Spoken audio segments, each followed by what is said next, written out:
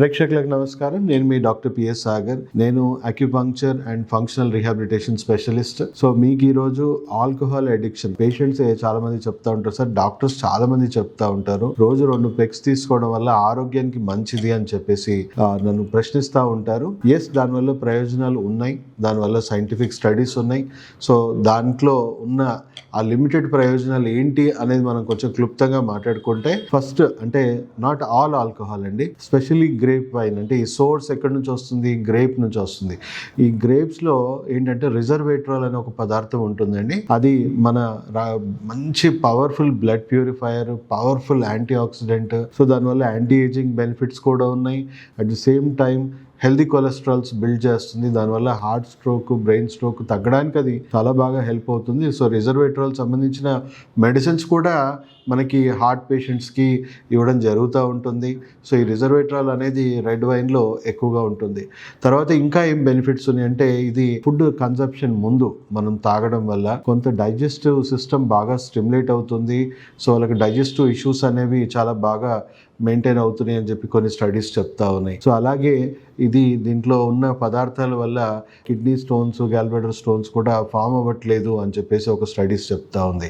ఇంకా మనం చెప్పుకునే ఇంట్రెస్టింగ్ ఏంటంటే, ఈ ఆల్కహాల్ కన్సంప్షన్లో అంటే ఫ్రెండ్స్తో కూర్చొని సోషలైజేషన్లో మనం ఎక్కువ మంది తీసుకుంటూ ఉంటాం. సో ఆ సోషలైజేషన్లో కొంచెం మోడరేట్గా మన బ్రెయిన్ని కూడా ఇది స్ట్రెస్ రిలీఫ్ ఇస్తూ ఉంది. స్ట్రెస్ రిలీఫ్ అవ్వడం వల్ల మళ్ళీ చాలా రకాల బెనిఫిట్స్ మనం కనబడుతూ ఉంటాయి. సో మెంటల్ స్ట్రెస్ తగ్గడం వల్ల పేషెంట్కి, కొంతమందికి టెస్టోస్టెరాన్ లెవెల్స్ కూడా బూస్ట్ అవుతున్నాయి, కొంతవరకు ఇమ్యూనిటీ కూడా బూస్ట్ అవుతుంది, రిలాక్సేషన్ బాగా వస్తుందని చెప్తా ఉన్నారు. సో ఇదంతా కోణానికి, అంటే మనం చెప్పుకుంటే కోణానికి ఒకవైపు మాత్రమే, పాజిటివ్ ఆస్పెక్ట్స్ మాత్రమే చూస్తున్నాం.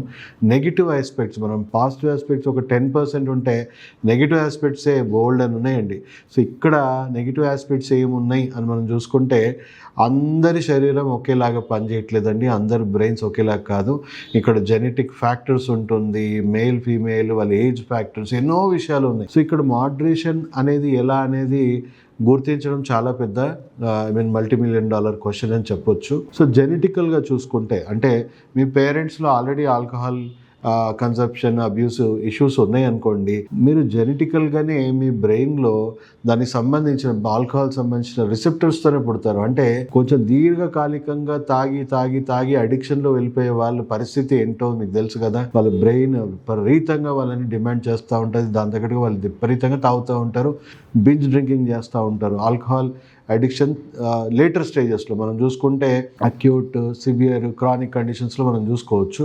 బట్ ఇక్కడ ఈ జెనెటిక్గా వాళ్ళ పేరెంట్స్లో వాళ్ళు ఆల్రెడీ ఆల్కహాల్ ఇవన్నీ కన్జ్యూమ్ చేస్తుంటే జెనెటిక్గానే మీ బ్రెయిన్లో ఆ డిఫెక్ట్స్ రావడం వల్ల వీళ్ళకి స్టార్ట్ అవ్వడమే హెవీ బింజ్ డ్రింకర్స్గా వీళ్ళు మారిపోతుంటారు. అందుగురించే చాలా మందికి ఈ జెనెటిక్గానే ఈ ఆల్కహాల్ అడిక్షన్ అనేది చాలా ఫాస్ట్గా అడాప్ట్ అవుతుంది. కాబట్టి మనము మోడరేషన్ అనేది ఇది జెనెటిక్ డిఫెక్ట్స్ ఉన్న వాళ్ళకి ఖచ్చితంగా పనికిరాదు. అండ్ ఒక రకంగా చెప్పాలంటే ఆల్కహాల్ ఏమీ అమృతం కాదు కదా. సో దానికి టాక్సిక్ ఎఫెక్ట్స్ అనేవి ఉన్నాయి.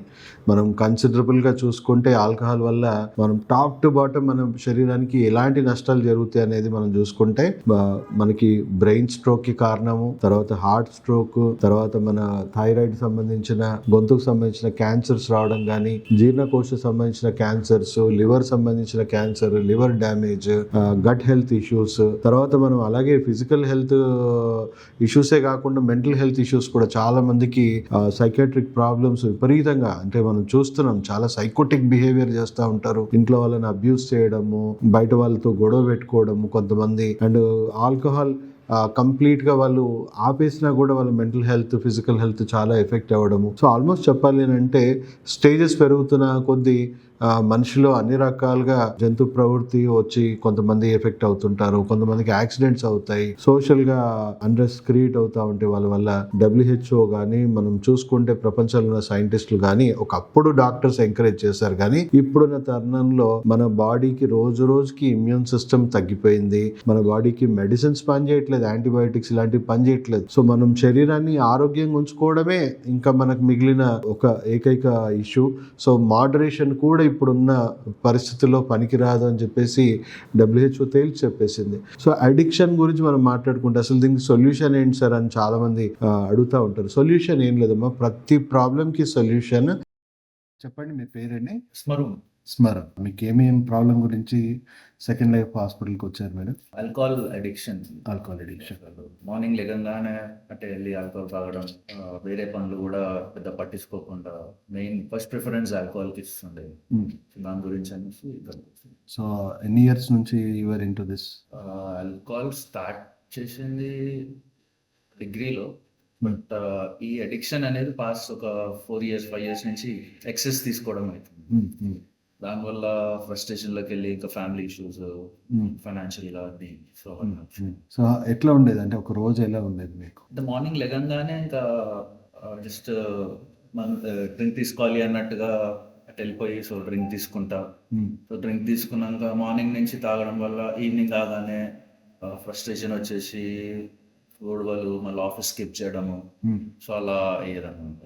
ఓకే. సో ఒక రోజు ఎక్సెస్ అయితే మళ్ళీ అది అంతా డ్రౌజింగ్ ఉండి నెక్స్ట్ డేకి మళ్ళీ నెక్స్ట్ డే స్టార్ట్ చేయడము. బేసిక్గా బింజ్ డ్రింకింగ్ లాగా అయ్యేది, కంటిన్యూగా ఉండేది. కంటిన్యూ. సో రిలేషన్షిప్ లో కూడా ఇష్యూస్ వచ్చేది, వైఫ్ తో ఇష్యూస్ వచ్చి, ఫాదర్ మదర్ పేరెంట్స్ తో చాలా ఇష్యూస్. ఇన్ఫాక్ట్ ఆఫీస్ లో కూడా ఇంకా స్కిప్ చేయడం వల్ల ఇర్రెగ్యులర్ ఉండి ఆఫీస్ కి ప్రొఫెషనల్ లైఫ్ కూడా ఎఫెక్ట్ అయింది దానివల్ల. ఇంతకు ముందు ఏమైనా ట్రీట్మెంట్స్ ఎక్కడైనా ట్రై చేశారా? ట్రై చేశానండి. చందానగర్ లో ఒక న్యూరో క్లినిక్ ఉండే, సో అక్కడ ఇలా ఏం ఎఫెక్ట్ అంతా లేకుండే. హోమియో ట్రై చేశాను అండ్ రియాబ్ కూడా వెళ్ళాను. I was in rehab for 3 months. Okay. So 3 months ఎట్లా లోపల లాక్డ్ ఉంటాం కాబట్టి తీసుకుండే. సో మళ్ళీ బయటికి వచ్చినాక రియాబ్ ఎఫెక్ట్ ఉంటది కాబట్టి ఒక 1 month 2 months ఓకే ఉండే. తర్వాత మళ్ళీ బ్యాక్ టు నార్మల్ అయిపోయాను. ఓకే. సో అదేం ఎఫెక్ట్ లేదు. సో ఇక్కడ ఎప్పుడు వచ్చారు? ఎన్ని డేస్ అవుతుంది? ఎన్ని మంత్స్? ఇక్కడ 2 months 2.5 months అయింది. 2.5 months కోర్స్ అయింది మీకు. సో రెగ్యులర్ ట్రీట్మెంట్ జరుగుతుందా? రెగ్యులర్ వీక్లీ వన్స్ వస్తున్నారా? వీక్లీ వన్స్ జరుగుతుంది. So what is the progress? First month ఎలా ఉండింది, సెకండ్ మంత్ ఎలా ఉండింది ట్రీట్మెంట్? ఫస్ట్ మంత్ అంటే మెయిన్ ఆల్కహాల్ అడిక్షన్ వల్ల ఫుడ్ ఇంటేక్ కానీ స్లీప్ కానీ ఏం ఉండకపోయేది. సో ట్రీట్మెంట్ స్టార్ట్ అయినప్పటి నుంచి కొంచెం ఫుడ్ ఇంటేక్ బాగుంది, మైండ్ స్లీప్ క్వాలిటీ ఇంప్రూవ్ నిద్ర రావడం అవన్నీ. అండ్ నేచర్ ఇంకా యాటిట్యూడ్ బేసిక్గా యాటిట్యూడ్ అనేది చేంజ్ అయిందండి. అగ్రెసివ్ గా ఉండే, చాలా అగ్రెసివ్ ఉంటుండే. పేరెంట్స్ పైన అరిచేయడం, ఒకరంటే అసలు కేర్ చేయకపోయేటం. బట్ ఇప్పుడు చాలా చేంజ్ అయింది. బిహేవియర్ కూడా బాగా చేంజ్ అయ్యింది, సెల్ఫ్ తెలుస్తుంది. ఓకే. సో సెకండ్ మంత్ కూడా అలాగే ఉండిందా ప్రోగ్రెస్? ఫస్ట్ మంత్ లోనే ఈ ప్రోగ్రెస్ కనబడిందా మీకు? ఫస్ట్ మంత్ నుంచి అంటే మెయిన్ ఒక ట్రీట్మెంట్ స్టార్ట్ చేసిన 2 weeks నుంచి ఆ చేంజ్, ఆ డిఫరెన్స్ అనేది తెలిసింది, స్టార్ట్ అయింది. అండ్ దెన్ నా సెల్ఫ్ రియలైజేషన్ కూడా. ఇంతకు ముందు ఎన్ని ట్రీట్మెంట్స్ తీసుకున్నా సెల్ఫ్ అనేది లేకుండే. That is main important part, realization. So realization part కూడా యు ఆర్ ఫీలింగ్ ఇట్. ఎందుకు ఇన్ని రోజులు టైం వేస్ట్ చేశాను, ఎందుకు ఇన్ని రోజులు. Exactly. That is main part. Realization అనేది స్టార్ట్ అయింది. సో ఇప్పుడు ప్రెసెంట్ అంటే మీరు 1 month లో 2 weeks నుంచే you could realize results. So ఇప్పుడు తీసుకుంటున్నారా? క్రేవింగ్స్ ఉంటున్నాయా మీకు? ఇప్పుడు అసలు ఆ థాట్ వెళ్ళట్లేదండి, థాట్ కూడా రావట్లేదు. మెయిన్ నాకు ఆ డిఫరెన్స్ అనేది తెలుస్తుంది. Before I started this treatment, morning లెగంగానే ఇంకా బ్రేక్ఫాస్ట్ అవి అయినాక సో క్రేవింగ్ అనేది ఉండి ఏ పనికి బయటికి వెళ్ళినా first I use to step in to a bar. Right. But ఇప్పుడు బయటికి వెళ్ళినా లైక్ కాన్ఫిడెంట్ బిల్పోతున్నా. అదే అవాయిడింగ్ దట్. ఓవర్కమ్ అయిపోయి you are able to lead a normal life. Exactly. And same thing parents కానీ వైఫ్ కి కానీ నేను ఒక్కొని బయటికి వెళ్తున్నా అంటే ఆ భయం అనేది ఉండే. So now even they are like normal, చలో కాదు అన్నట్టుగా. వాళ్ళు మిమ్మల్ని బయటికి వెళ్ళనియాలంటే భయపడే చాలా మెయిన్ వీకెండ్ రాగానే మళ్ళీ ఈ వీకెండ్ ఏం రచ్చ అవుతుంది, ఏం ఇష్యూస్ అయితే, ఏం గొడవ చేస్తారు, బిహేవియర్ తోని వాళ్ళు చాలా ఇబ్బంది పడేది. So now they are happy. Very much. మీకంటే ఎక్కువ వాళ్ళు హ్యాపీ చాలా చాలా హ్యాపీ. పేరెంట్స్ కానీ బ్రదర్ ఫ్యామిలీ వైఫ్ కానీ. And in fact my 5-year-old kid, పాప, ఐ వాంట్ టు నో. పాప కూడా ఆ పీరియడ్ లో ఆమె కొంచెం అవాయిడ్ చేసేది, నన్ను భయపడేది. అదే ఎంత అటాచ్డ్ అయిపోయిందో once I started this treatment I could make it out. అదే బేసిక్గా చాలా నాతో అటాచ్ అయిపోయి నాకు చాలా ఇది so that's something which is very much second లైఫ్లో ఎక్స్పెక్ట్ చేసేది అది. ఎగ్జాక్ట్లీ. సో బిహేవియర్ చేంజ్ అయింది, పిల్లలతో రిలేషన్షిప్ ఇంప్రూవ్ అయింది, ఫ్యామిలీ రిలేషన్ ఇంప్రూవ్ అయింది. So everything is going smooth, right? So treatment నేను చెప్పే వరకు ప్లీజ్ కంటిన్యూ. నేను అయిపోయిందండి, you're absolutely out of it అన్నంత వరకు please continue the treatment. Okay, we have seen very good transformation in you. The transformation has to continue and it should be for life. Okay, sure. Thank you for the feedback. దాని route కాజ్లో ఉంటుంది, అంటే మన జీవితంలో కానీ మన ఆరోగ్య విషయాల్లో కానీ. సో ఇక్కడ ఆల్కహాల్ అడిక్షన్కి లక్షణాలకి వైద్యం జరుగుతూ ఉంది. లక్షణాల కంటే పేషెంట్ని కౌన్సిలింగ్తో కంట్రోల్ చేసే ప్రయత్నం చేస్తారు, లేదా డి అడిక్షన్ సెంటర్లో వేయడం చేస్తూ ఉంటారు, లేదా మెడిసిన్స్తోని లక్షణాలు కంట్రోల్ చేసే ప్రయత్నం జరుగుతూ ఉంటుంది. ఇక్కడ చూడండి, పేషెంట్ మనకి పిల్లల మీద ఓట్లేసినా, దేవుడి మీద ఓట్లేసినా, ఎన్ని మంచి మాటలు చెప్పినా ఇంట్లో వాళ్ళకి ఇంటలేరు. సో డాక్టర్ వల్ల కూడా ఎలాంటి ప్రయోజనం ఉండదు. సో అలాగే వీళ్ళని ఇక్కడ అర్థం చేసుకోవాలి. రూట్ కాజ్ ఏంటి అని నేను చెప్పాను కదా. రూట్ కాజ్ ఏంటంటే బ్రెయిన్కి డోపమిన్ సోర్స్ అండి. డోపమిన్ అనేది బ్రెయిన్ని సంతోషపరిచే, సంతృప్తిపరిచే, అంటే మిమ్మల్ని మీ బ్రెయిన్కి సంతోషపరిచే హార్మోన్స్. ప్రతి ఒక్కరూ సంతోషంగా ఉండాలని కోరుకుంటాం. అయితే ఈ బ్రెయిన్కి అతి సంతోషం ఇస్తుందండి. అంటే ఒక నార్మల్ పర్సన్ ఒలింపిక్స్ మెడల్ కొడితే వాడికి ఎంత సంతోషంగా ఉంటాడు, అంత సంతోషము శరీరానికి ఎలాంటి కష్టం లేకుండా ఈ అడిక్షన్స్ ఇస్తూ ఉన్నాయి. కాబట్టి దీనికి బ్రెయిన్ బానిస అయిపోయింది. సో బ్రెయిన్ మిమ్మల్ని బానిసగా మార్చేసుకుంటుంది దాని అవసరాల కోసం. సో ఇక్కడ రూట్ కాజ్ ఏంటంటే ఆల్కహాల్ నుంచి వచ్చే డోపమిన్ ఏదైతే ఉందో బ్రెయిన్ బానిస అయింది. బ్రెయిన్కి ఆల్కహాల్ సోర్స్ నుంచి డోపమిన్ రాకుండా చేస్తే ఇమ్మీడియట్గా మీ బ్రెయిన్ యూటర్న్ చేసేస్తుంది. అంటే డోపమిన్ వస్తేనే నాకు అది అవసరం, లేదా నాకు దానికి అసలు సంబంధం ఏంటి అన్నట్టు బ్రెయిన్ యూటర్న్ చేస్తుంది. అండ్ ఇంకో సోర్స్ ఆఫ్ డోపమిన్ ఎత్తుకుంటుంది. ఇంకో సోర్స్ ఆఫ్ డోపమిన్ మనం ఏం చేయాలంటే నెగిటివ్ సోర్సెస్లో బ్రెయిన్కి ఎలాంటి డోపమిన్ అందకుండా మనం మెడిసిన్స్ ద్వారా, అంటే మెడిసిన్స్ అంటే ఎలాంటి సైడ్ ఎఫెక్ట్స్ లేని మెడిసిన్స్ పేషెంట్కి తెలిసైనా ఇవ్వచ్చు, తెలియకుండా ఇవ్వచ్చు. 90% పేషెంట్స్ డెఫినెట్లీ నాన్ కోఆపరేటివ్ ఉంటారు. వాళ్ళు ఏ ట్రీట్మెంట్కి పక్కనున్న డాక్టర్ దగ్గర రమ్మన్నా కూడా కోఆపరేట్ చేయరు. అలాంటి వాళ్ళకి కూడా పేషెంట్ ఫ్యామిలీ మెంబర్స్కి ట్రైనింగ్ ఇస్తాం. వాళ్ళతో మీరు ఎలాంటి బిహేవియర్ ఉండాలి, ఎలా వాళ్ళ ఆరోగ్యాన్ని ఎలా మనం అసెస్మెంట్ చేసుకోవాలి,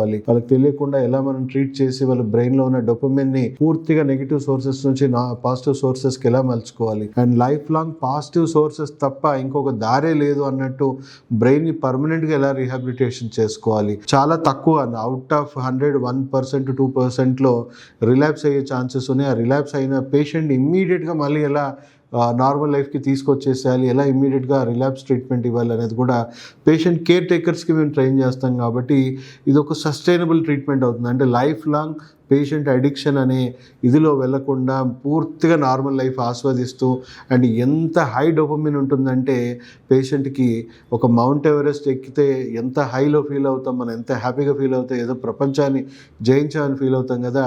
పేషెంట్ మొండిగా ఉన్న పేషెంట్స్ క్యూర్ అయ్యాక కూడా వాళ్ళకి అంతే హై ఉంటుంది. ఎందుకంటే నేనే మానేశాను అని ఇప్పటికీ గర్వంగా హ్యాపీగా బతికేస్తుంటారు. కాబట్టి ఒక 10% పేషెంట్స్ మాత్రం డెఫినెట్లీ వాళ్ళు చాలా రియలైజ్ అవుతారు, నేను ఈ ట్రాప్ల నుంచి పడలేకపోతున్నాను. ఫ్యామిలీని వాళ్ళు అంటే బతిమాలుకుంటారు, నన్ను ఎక్కడికైనా తీసుకెళ్ళండి, నేను ఎన్ని ప్రయత్నాలు చేసినా నేను మానుకోలేకపోతున్నాను, ఆరోగ్యం సహకరించట్లేదు, నా బ్రెయిన్ నా కంట్రోల్ లేదు. అలాంటి వాళ్ళకైతే నేను ఇంకా బెటర్ ట్రీట్మెంట్ ఇవ్వగలను. Physical health, mental health, social health, addictions అన్నీ ట్రీట్ చేసి వాళ్ళని పూర్తిగా మళ్ళీ నార్మల్ లైఫ్కి తీసుకురావడానికి నాకు ఎక్కువ యాక్సెస్ ఉంటుంది. అదే తెలియకుండా కూడా చేస్తాం. కాకపోతే పేషెంట్కి ట్రైనింగ్ ఇచ్చుకుంటూ అంటే ఫిజికల్గా ఏదైనా హెల్త్ ఇష్యూస్ ఉంటే near by me family doctor through a medicines వాడుకుంటే బాగుంటుంది, ఎలాంటి ట్రీట్మెంట్ తీసుకుంటే బాగుంటుంది తెలియకుండా నేను ఎలా తీసుకొస్తానే కంప్లీట్ ట్రైనింగ్ ఇస్తాం. కాబట్టి దీనికి ఒక మంచి సస్టైనబుల్ పర్మనెంట్ సొల్యూషన్ మనం అడిక్షన్స్లో తీసుకోవచ్చండి. సో డెఫినెట్లీ మీరు అనుకోవచ్చు, సార్ ముందు బెనిఫిట్స్ ఉన్నాయని, we do not endorse any kind of ఆల్కహాల్ని మేము ఎలాంటి ఎంకరేజ్మెంట్ చేయము. ఎందుకంటే చాలా మంది జీవితాలు పాడైపోతూ ఉన్నాయి, వాళ్ళ ఫ్యామిలీస్ రోడ్డున పడుతున్నాయి, దేశ ప్రగతికి కూడా ఎంతో నష్టం చేకూరుస్తుంది అనే విషయం మనం తెలుసుకోవాలి. అన్ఫార్చునేట్లీ మనకున్న లోకల్ గవర్నమెంట్స్ దాని ఒక రెవెన్యూ సోర్స్గా ఎంకరేజ్ చేస్తూ ఉంది. బట్ ఎన్నో జీవితాలు శిథిలం అవుతూ ఉన్నాయి, ఎన్నో జీవితాలు రోడ్డు పాలవుతూ ఉన్నాయి. మన ఇండియా ఎకానమీ చూసుకుంటే ఎవ్రీ ఇయర్ 2% జనాలు బిలో పోవర్టీ లైన్లో వెళ్ళడానికి ఇది ఒక మేజర్ కాంట్రిబ్యూటర్ అని చెప్పొచ్చు.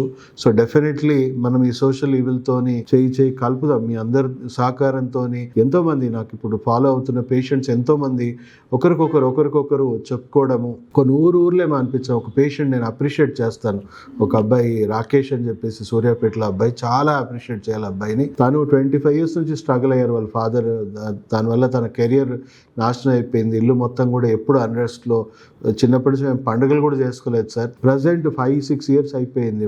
తను కంప్లీట్గా వాళ్ళ ఫాదర్ డిఅడిక్ట్ అయిపోయి పూర్తిగా నార్మల్ లైఫ్ లీడ్ చేస్తున్నాను. ఎప్పుడు నాకు ఫోన్ చేసి నాకు చాలా థ్యాంక్ చేస్తూ ఉంటాడు. ఈరోజు మేము చాలా హ్యాపీగా ఉన్నాం, మేము పండుగలు చేసుకోగలుగుతున్నాం అంటే అది మీ వల్లే సార్ అని చెప్పేసి. అండ్ వాళ్ళ నాన్న చూసి చాలామంది అక్కడ ఉన్న లోకల్గా ఉన్న ఊర్లలో చుట్టుపక్కల ప్రాంతాల్లో కూడా తినని హెల్ప్ అడగడం జరిగింది. తిన ద్వారా ఆయన లెక్క పెట్టుకున్నాడు కంప్లీట్గా ఎంతమంది నా ద్వారా హెల్ప్ అయిందని లెక్క పెట్టుకొని, సార్ 52 ఫ్యామిలీస్ ఈరోజు నిలబడ్డాయి సార్.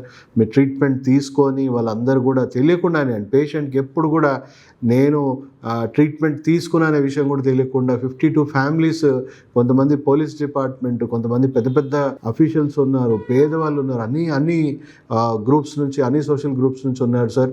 వాళ్ళందరూ చాలా హ్యాపీగా ఉన్నారు సార్. నన్ను చాలా అప్రిషియేట్ చేశారు. అట్లీస్ట్ మాకు దైవం లాంటి వాళ్ళు మాకు దారి చూపించారని చెప్పేసి వాళ్ళు చాలా హ్యాపీగా నన్ను అప్రిషియేట్ చేస్తున్నారు సార్.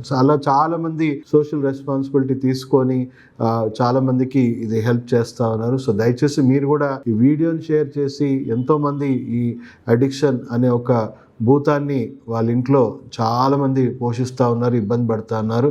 ప్రతి ఒక్కరికి వీడియో షేర్ చేసి వాళ్ళకి మనోస్థైర్యం కలిగించండి, ఒక దారి చూపించండి. అండ్ మీరు కూడా చేయి కలిపి సొసైటీని బాగా చేసుకునే దాంట్లో మీ సహకారం కూడా ఉండాలని తెలుపుకుంటూ సెలవు తీసుకుంటూ మీ డాక్టర్ సాగర్.